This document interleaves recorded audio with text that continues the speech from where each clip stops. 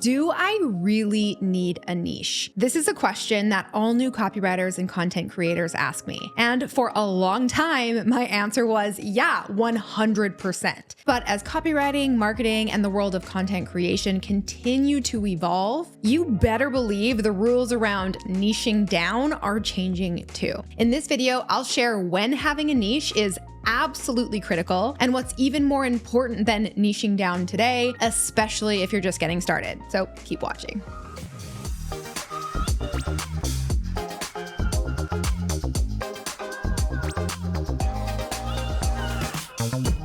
Hey Posse, what's up? It's Alex coming at you this week with a long overdue video. We're gonna break down, and by breakdown, I mean tear down, this concept of niching down or niching down if you're in America.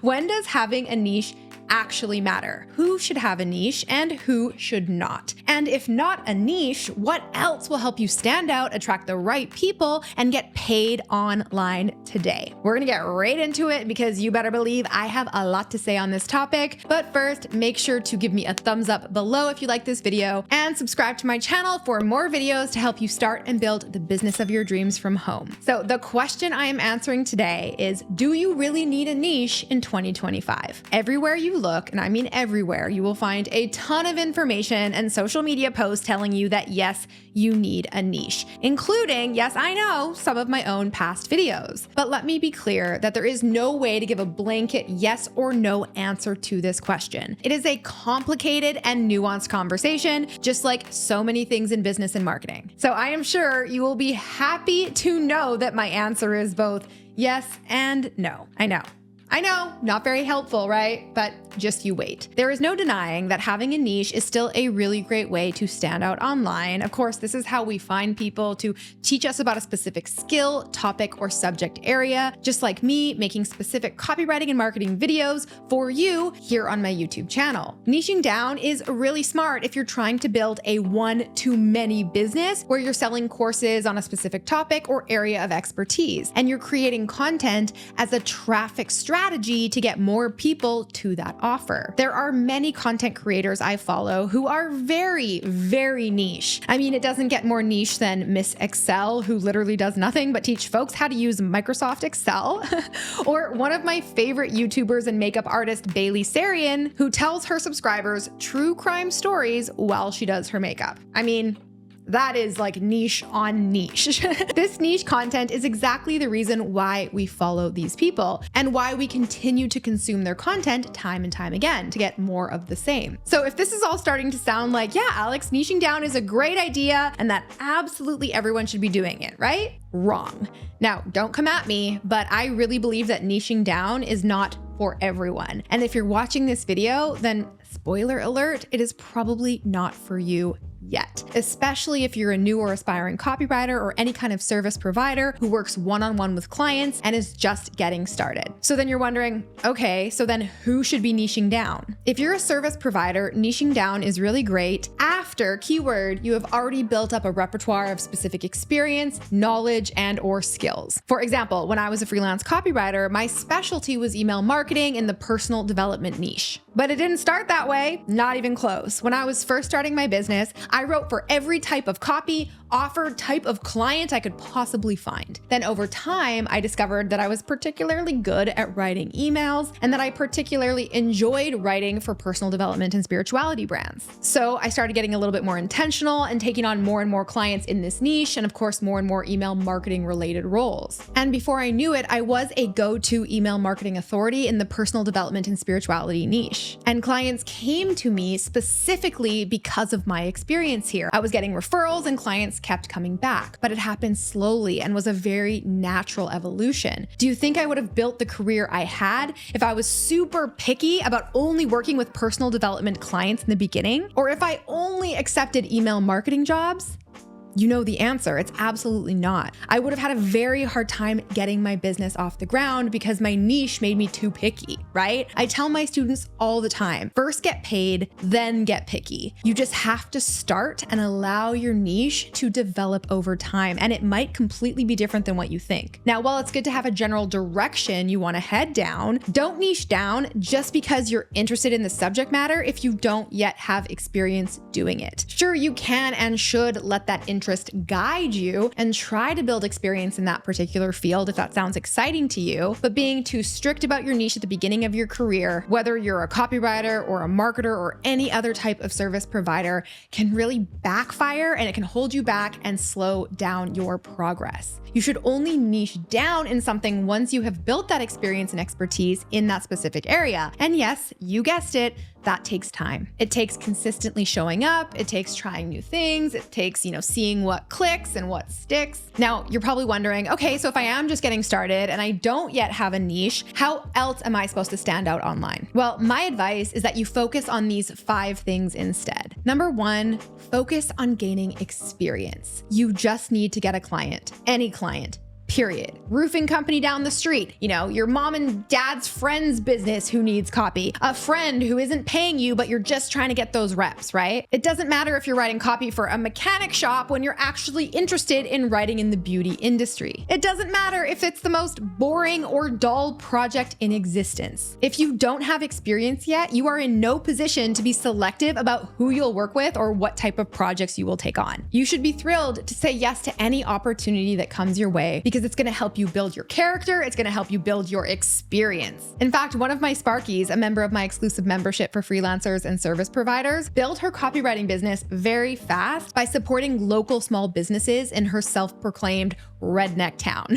She worked with excavation companies and even a dairy farm. Not glamorous, but she got her foot in the door, and now her business is taking off. And then once you gain some experience, you start building your number 2, expertise. Start paying attention to what you enjoy and what areas you are the most skilled in. This is when you can really start seeking out more of those opportunities to build your expertise, and I think you'll be really surprised by what you find. I have Sparkies and members of my community who thought they were going to write in personal development and ended up writing in fintech. I've had people who thought they were going to write in beauty and they ended up writing in personal development. You never know what you'll vibe with and what kind of clients you'll actually enjoy working with. But here, you're still just experimenting, right? You are not claiming this as your niche just yet. Right now, all you're doing is noting the direction you think you might want to take and starting to be a little bit more intentional about getting experience in that specific area. Then number 3, you want to focus on leveling up your skills. Practice, practice, practice. You want to continually develop your skills in this area until you are really good at this particular thing. When I realized just how much I enjoyed writing emails in the personal development niche, that is exactly what I did. I doubled down and I started looking for more opportunities to practice my skills and get even better and better. But don't get it twisted, I was still working with other types of clients and taking on other types of projects. Just because I had identified what I wanted my niche to be didn't mean that I was shutting down all other clients or opportunities. And then once you level up your skills and then you get those stats and metrics and lots of happy clients to prove it, you start to build your number 4,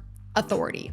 And this is when you claim your niche. And it happens really organically as you start getting testimonials from people you've helped and really start going deeper and deeper into the work. And it is now that you can confidently say, hey, I have been there, I've done that, and I am an authority in this niche. This is when people will start to come to you for help and tips and advice because they have a reason to trust you, and other people trust you too, and that is how you get referrals. But don't for a single minute think that this means you can't publicly talk about what you do right now, even if you're just getting started. And that brings me to the 5th and final thing you need to know right now. It is to start building your personal brand. This isn't about showing up on social media every single day and claiming to be an expert in this niche when you know you're actually not. It's simply about sharing what you do and who you are as a real person with interests and likes and dislikes. The difference is that when you're a beginner, you don't come straight out the gate posting educational content and teaching people as an expert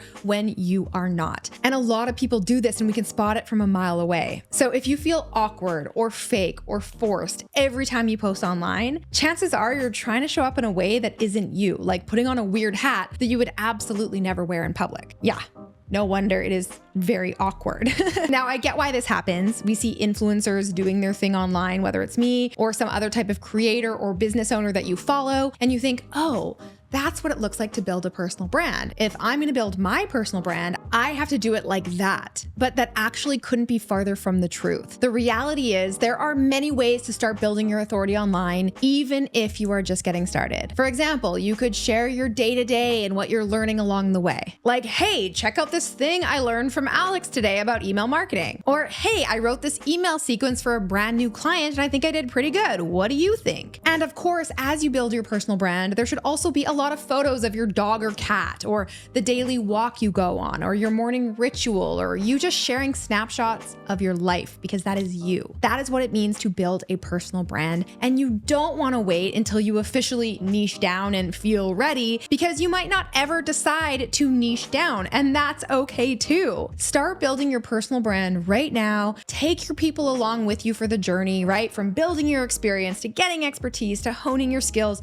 to building your authority. Will it happen overnight? Absolutely not. But you are building a freaking business. And there is no brand, influencer, or successful business owner out there who will tell you anything different. It takes time and it takes repeated action. Becoming an authority in a niche isn't as simple as just waking up one day and saying, ta-da, I'm gonna be an authority in this niche when you have no experience. It takes time with small, intentional, step-by-step progress taken every single day. If you can do that while showing up consistently and building your personal brand on the side, just to let people know what you're all about, I promise you, you will be 10 steps ahead of everyone else. So here is your official invitation to take the pressure off. You don't need to know exactly what niche you want to write in or work in right now. You don't need to have a website or a logo or some catchy Instagram content or do dancing reels. All you need to do is start. And if you're brand new and you're thinking, great, Alex, okay, you made it sound so simple, but how am I actually supposed to just start? How do I get that first client? Well, I've got you there too. Grab your copy of my free client getting guide, 101 ways to find your next client,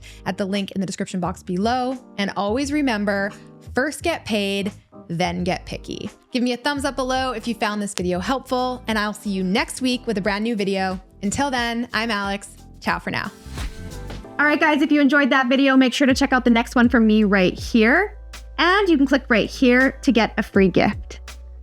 What I'm about to tell you, what I'm about to show you will change everything you think you know about copywriter portfolios. I'm gonna reveal exactly what clients are looking for when they ask you for a portfolio. The 5 things your portfolio must have for you to stand out right now in 2025. Plus, I will let you look over my shoulder as I show you real life portfolios that Posse trained copywriters have used to land their first clients. And as an added little bonus, you are also getting a behind the scenes peek into what my students create during my 8-week copywriter coaching program, the Copy Posse Launchpad. So huge shout out to my students for letting me feature their work in this video. Keep watching.